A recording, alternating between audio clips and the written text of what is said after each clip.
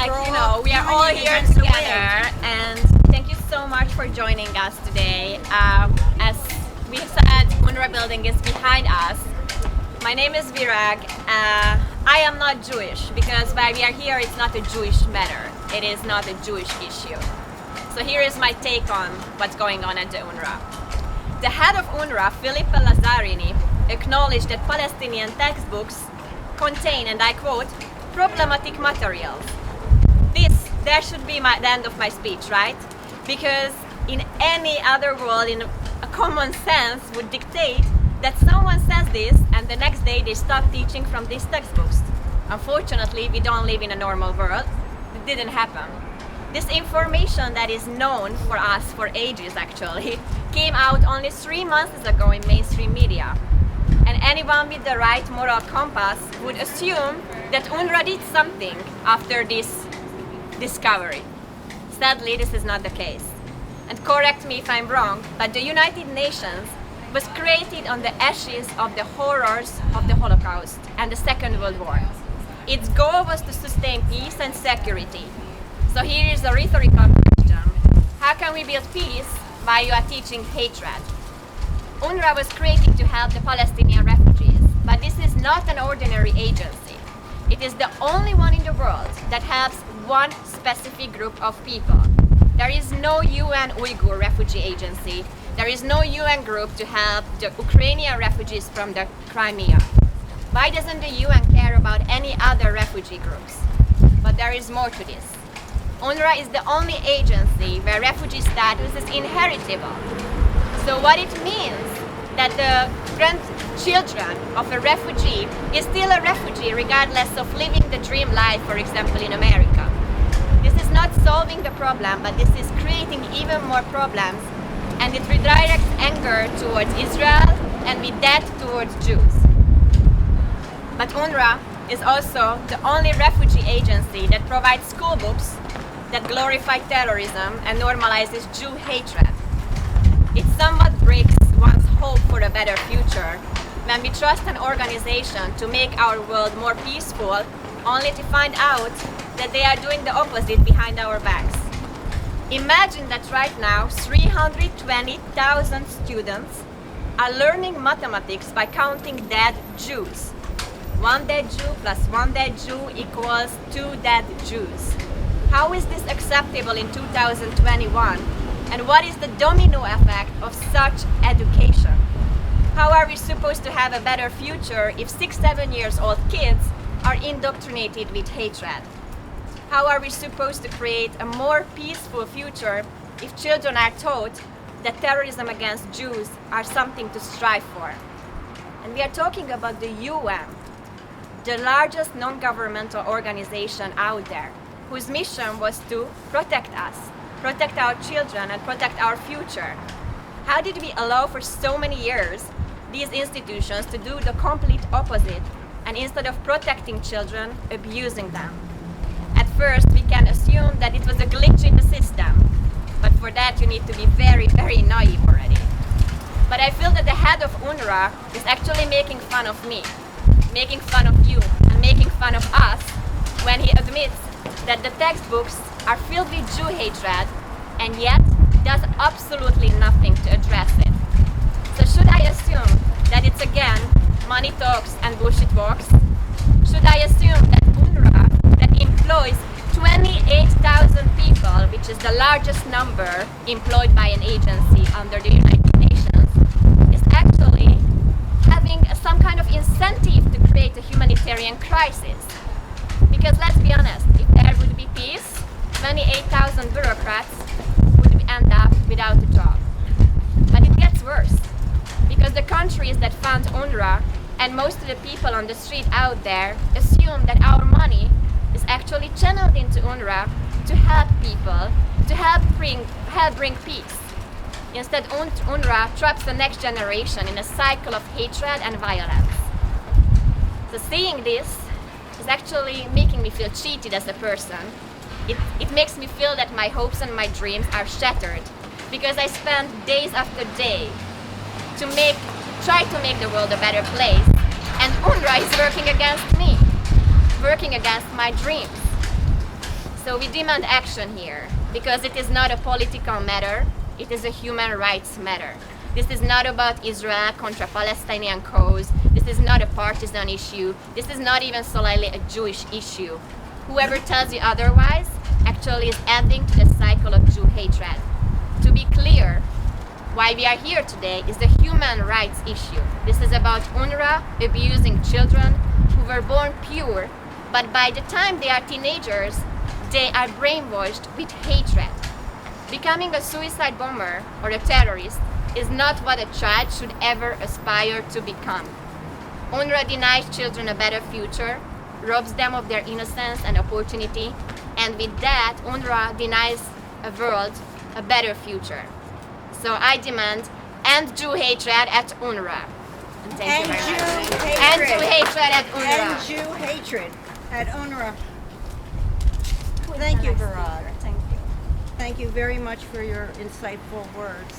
Yuval is an award-winning and celebrated actor, host, filmmaker, and advocate for these causes. Yuval? Absolutely. Thank you so much for coming. Thank you for having me. So we are also filming and live streaming these at the same time because, as we know, there are many people who are not able to arrive into one location at the same time.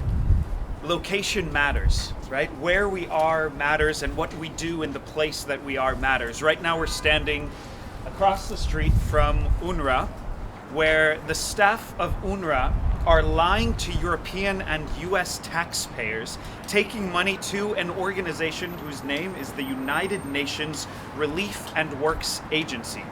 I read it because I want to make sure I said it correctly. The United Nations Relief and Works Agency. It sounds like an agency that does good. It should be an agency that does good. It's an agency that's receiving funds to do good. But the problem within this agency lies within the staff here in this building and the staff at over 400 schools who are going on social media, who are promoting things on Facebook, on Instagram, inciting violence, rewarding terrorists with fame and with money. And that is going to UNRWA from the US and European taxpayers, from the United Nations. The United Nations is supposed to be an organization that promotes peace, that promotes human rights, that fights human rights atrocities, yet it is funding UNRWA, which is supporting human rights atrocities. One of the human rights atrocities is poor education of children. That's an atrocity. If you are inculcating, if you are ingraining hatred into the minds of youth, for example, 1st through 9th graders in Palestinian schools, in UNRWA schools, are being taught Jew hatred, are being taught anti-Semitism, are shown videos of Hitler's speeches. They are getting education where the only non-misogyny that is within the text are promoting the women who are terrorist, suicide murderers who kill Jews. They say, if you're going to be a bold woman, then be like this woman. And I say that specifically because I'm standing here in front of a group of mostly women. Women need to be in leadership roles more than they already are. We're in an age where we see women being empowered to do good for our society. We know that within our Jewish community, we joke about it. We say we're mama's boys. I'm a total mama's boy. We know how much respect we need to have for women. I respect women because I want them to live and I want them to lead more organizations. I don't want to ask women to blow themselves up and to murder other people. That is what UNRWA is supporting. That's right. There are so many examples. There are so many examples within these textbooks, within math textbooks, where they talk about math equations, as Virag just mentioned, where they count Jews. They're counting Jews, talking about how many Jews are going to be killed, how many Jews need to get pushed out of Israel. They're saying that Jews have no right to Israel. Jews do have a right to Israel. Jews do have a right to their homeland. I am pro-Israel, but I'm also pro-Palestinian. I am pro-Palestinian. I don't say free Palestine. I say free Palestine from Hamas. I say free Palestine from UNWRA. I say free Palestine from terrorist organizations which are not letting the Palestinians receive the money which is being given to them by the United Nations. The money should not be going to building terror tunnels, should not be going to buying weapons, should not be going to educating little children with hatred. It should be going to supporting businesses. It should be going to letting women be in leadership roles, letting women study and have continued education and not be forced to marry or give birth to as many children as possible. It's also to support people like me, queer people, to be able to be who I am, how I am, loudly and proudly, just like anybody else. Those are the organizations I support. Organizations that support human rights, organizations that support equality.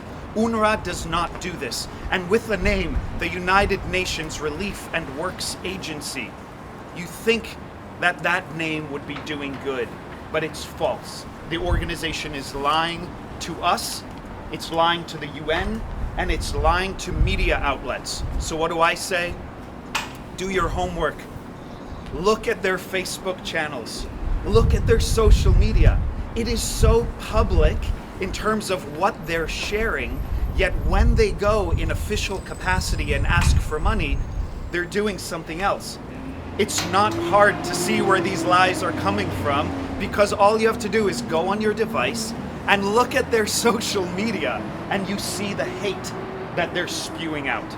It is time for us to stop hate. It is time for us to end hate. That is why we have all of these many movements, from Black Lives Matter, to Stop Asian Hate, to the Me Too movement, to hashtag End Jew Hatred, which needs to be just as loud as all of these other movements. Because the hatred of Jews is said to be the canary in the coal mine. We hear that expression time and time and time again. When the hatred of Jews is allowed to be shared publicly, something is wrong with society. The hatred of Jews has been loud and it's been empowered for way too many years. So if you stand up for any human rights, you must stand up for the rights of Jews. If you try to combat any form of hatred, you must combat the hatred of Jews. Hate speech is not acceptable in any school textbook. It is not acceptable by any organization that is getting taxpayer money from countries such as ours in the United States, or any other democracy such as Israel and other European countries, and I could go through the list. We must stop the hate. End Jew hatred. Thank you all. End Jew hatred. Thank you, Yuval. That was very, very encouraging and motivating. And this is why we're here. Our next speaker is Jordanna Miller, who is Director of Outreach at the Israel Allies Foundation. And thank you for coming. Thank everyone for coming on this windy day. My name is Jordanna McMillan, and I work with the Israel Allies Foundation here in DC and Washington, and we work with over 1,000 legislators and 50 pro-Israel legislators in 50 nations worldwide. This issue is so important to us that it's something we educate these legislators about every single year when we hold a conference in Jerusalem about this indoctrination of young Palestinian children. I stand here today as a woman of faith, as a Christian, as a proud supporter of Israel and the Jewish people.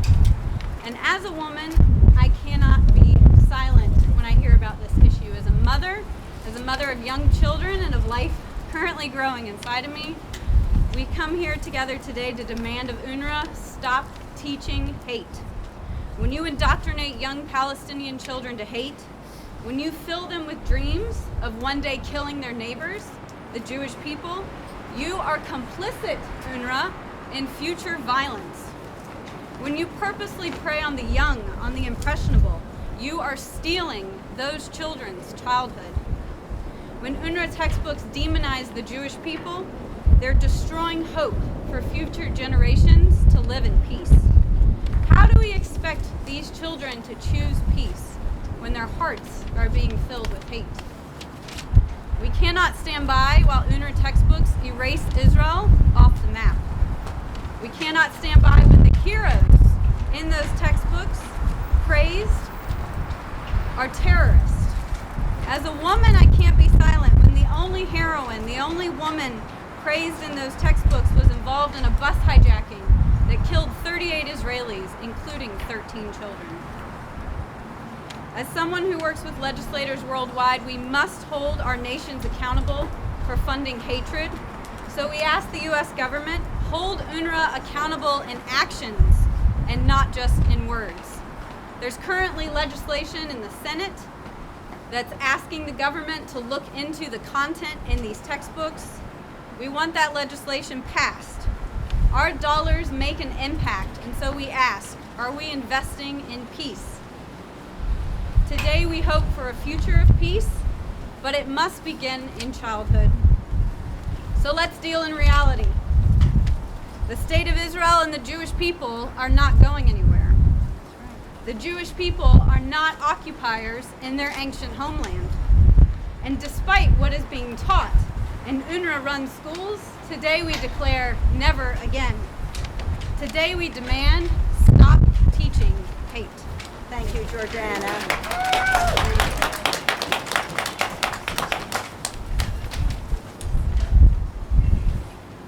Okay. Our next speaker is Amy. Come on up. Amy Zewe, Vice President at the Jerusalem Connection. Thank you, Amy. Thank you. Hi, everybody. Thank you all for coming out today to expose that Jew hatred is unacceptable in any form. My name is Amy Zewe, and I'm with the Jerusalem Connection, a Christian advocacy organization devoted to telling the story of Jews and Israel, both ancient and modern. The UN has a history of not only a bias against the modern state of Israel, but in aiding Jew hatred at the most obscene and most despicable levels. That is, among the children of this world. Teaching children to hate any demographic is a form of child abuse. The UN is complicit in Jew hatred by not vetting educational materials used by the school with UN dollars in the Palestinian Authority. The largest portion are U.S. taxpayer dollars, $318 million in 2021 so far alone. If the UN is complicit in allowing Palestinian Authority textbooks to be mandated as curriculum in UN-funded schools, then the UN is actually breaking policy. If the Biden administration funds these schools without vetting the material, it is breaking existing policy. Moreover, peace within the next generation will be out of reach if the UN does not crack down on these hate-filled curriculums being administered to children with US and UN dollars. Proverbs 16:29 tells us a violent person entices their neighbor and leads them down a path that is not good. So why then does this system allow and even pay for enticing children to violence? Palestinian Media Watch reports that PA textbooks in use today include anti-Semitic content, present Palestinian violence and terror against Israeli as part of a heroic struggle, and denies the legitimacy of Israel's existence through maps that erase Israel from the map and label the entire area Palestine. According to this report, violence perpetuated by Palestinians, including violence against civilians, is presented as a legitimate means of resistance. All this while the PA textbooks supposedly affirm the importance of human rights in general. But with the glaring exception of Israel and hence the Jews, this is the very definition of anti-Semitism. By turning a blind eye to the advocacy of violence as well as teaching these erroneous histories and anti-Semitic propositions that Israel must be wiped off the face of the map, both figuratively and literally, the UN is revealing its own approval of Jew hatred, and the Biden administration is supporting it. And that Jew hatred and they are violating current policies of statutes when our funds and UN funds are released to these schools. Bureaucracy has always been the avenue for systemic Jew hatred to be implemented, only to be apologized later with memorials or museums. Every living Jew today, on the face of the planet and within Israel, has the same human rights as any other human being. Every nation has the same right to exist. So teaching children that there's an exception, Israel and the Jews, this is child abuse, it's bigoted, and it's anti-Semitic. No institution will trample on those rights under our watch. We will expose Jew hatred and end Jew hatred wherever we find it through all legal means available. We will expose and combat it at every level. UNWRA, stop teaching hate! UNWRA, Stop teaching hate! UNWRA, Stop teaching hate! Stop teaching hate! Stop teaching hate! Thank you. Stop teaching hate! Absolutely. Thank you, Amy. Thank you. Well spoken. We are going through our speakers. This has been wonderful, and I'm just going to take 2 minutes to thank people before we reach our student activists. I think everyone has given us excellent, motivating, and truly heartfelt remarks that are inspirational and that we will take home with us. I do want to say a little bit about End Jew Hatred and thank the staff for the amazing amount of work they did to prepare for today. End Jew Hatred was founded by Brooke Goldstein, who is the founder and executive director of the Lawfare Project. The Lawfare Project provides pro bono legal services to victims of Jew hate.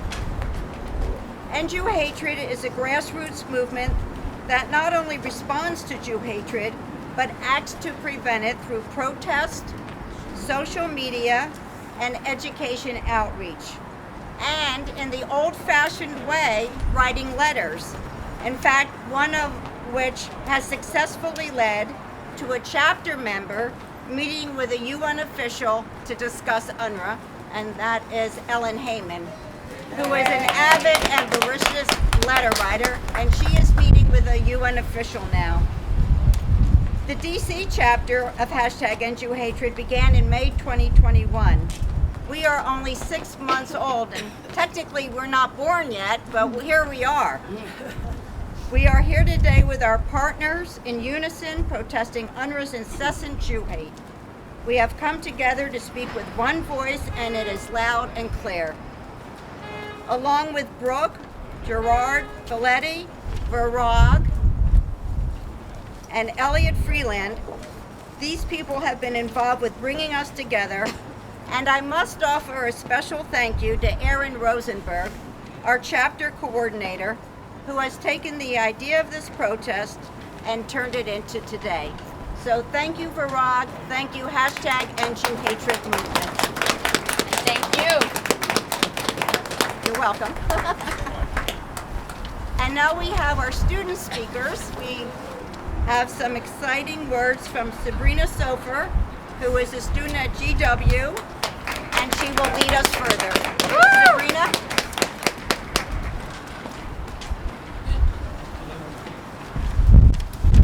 Thank you. Hello everyone, my name is Sabrina Sofer and I'm so honored to be here today.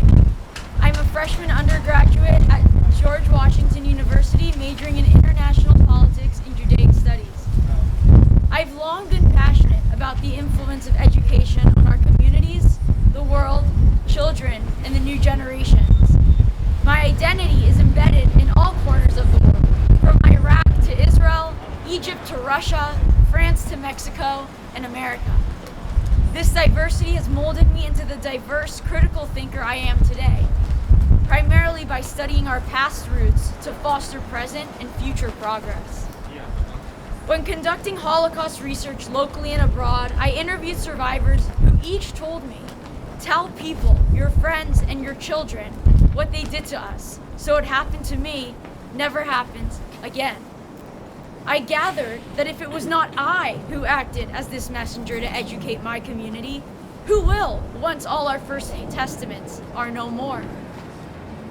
We are all here with the goal to end Jew hatred, but today our purpose surpasses solely the Jewish cause. We are here to protect further generations so the abuses inflicted upon any group, like that upon the Jewish people, never recur. On Universal Children's Day, we must acknowledge what it is that we are celebrating. It is the innocence, the energy, the potential in our youth.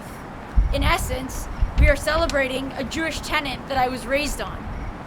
Tikkun olam, meaning repair oneself to repair the world. And what better agent is there than children to fulfill this? Each one of us aims to pass down our principles to our children so they can flourish within and bring their flourishing outward. The United Nations declares that all children are entitled to the unalienable right and resources to thrive, along with the most crucial, to be protected against any form of exploitation. What does this make of indoctrinating the innocent with anti-Semitic rhetoric, with terrorism and child martyrdom? How does education as such live up to the UN standard of protection or unalienable rights? Is this even an education? What it is pure exploitation. We are gathered here to call out the institution who violates their own doctrine, who breaks their own promises to our children. Each child is born a blank slate, and what surrounds that slate as they grow up colors their future. Rather than experiencing a palette of vibrance and diversity, our children are painted on with dark, dangerous strokes of hatred. The abuses of UNWRA education is committing illustrate why hatred over humanity and tragedy over triumph persists today. Children are consuming poison, a poison that plagues them with hateful and radicalized notions of the world.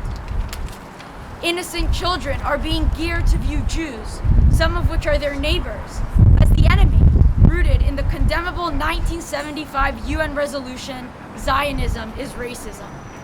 What they are preaching is blatant anti-Semitism, blatant hatred that stands today. Innocent children are being geared to glorify terrorism and incite violence, to defend the motherland with blood. United Nations, isn't it your duty to ensure that allies are formed over enemies? Isn't your mission to maintain peace and security? What you who are united are preaching division.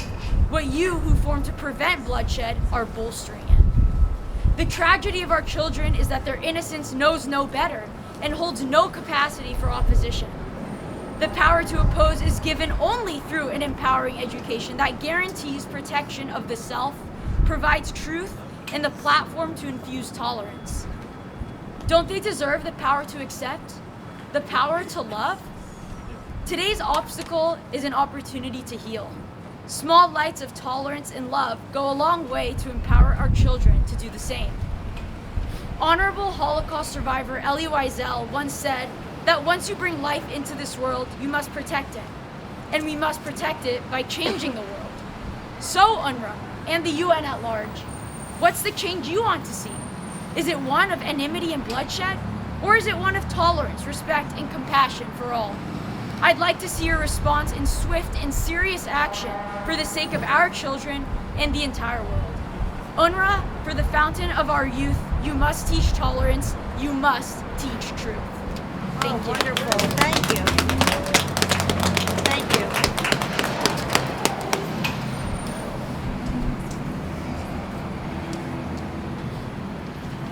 And our last speaker at this point is Arthi Thirupathy, a student as well at GW. And we love our student activists.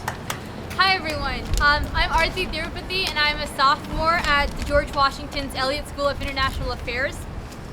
And I'm really excited to be here because this is something I feel really passionate about.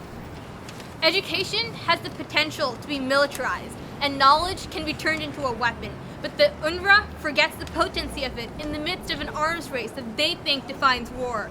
They arm the future with the hazardous weapon of a fabricated half-truth that prolongs a false narrative, and still have the audacity to believe that they are breaking the decades-old pattern of war and insurgency through a facade that they call education. When you make the conscious decision to fund an organization that perpetuates sentiments of hyper-nationalism in children, like the United Nations Relief Works Agency, you prolong a war. Private individuals alone contributed over $5 million in 2020. Ordinary civilians around the world believed that a campaign to indoctrinate Palestinian students against Israel, a campaign of Islamic radicalization, was worth $5 million. We say that it's not worth anything. But it's difficult to dismantle an organization that receives nearly $46.24 million in aid and partnership funding. Instead, I think that the mandate of UNRWA needs immediate reform. For example, their website states, and I quote, UNRWA has no mandate to alter any host government curriculum or textbooks, which are a matter of national sovereignty. But when the de facto host government is a terrorist organization condemned by hundreds of countries as Hamas is in the Gaza Strip, does it make any sense for the UN to be teaching their philosophy? Any sense at all? The UNRWA needs an independent committee of oversight that reviews material being taught in one of the most geopolitically fragile regions of the world, with members of different ethnicities and religious identities on their board, including fair representation of Jews when reviewing curriculum. I will conclude today by saying this. Teach them an unbiased account of facts, not a narrative scarred by war's ideology. Teach them of an equality that transcends arbitrary political borders, not a conflict demarcated by greed. But most importantly, teach them not how to hate, but teach them the truth. Thank you. Thank you. Thank you. Thank you. Thank you, Artie. So we are down to the closing remarks. But before we do that, I think we should all grab a sign, hold them up, and make a statement. So we have big signs, we have little signs.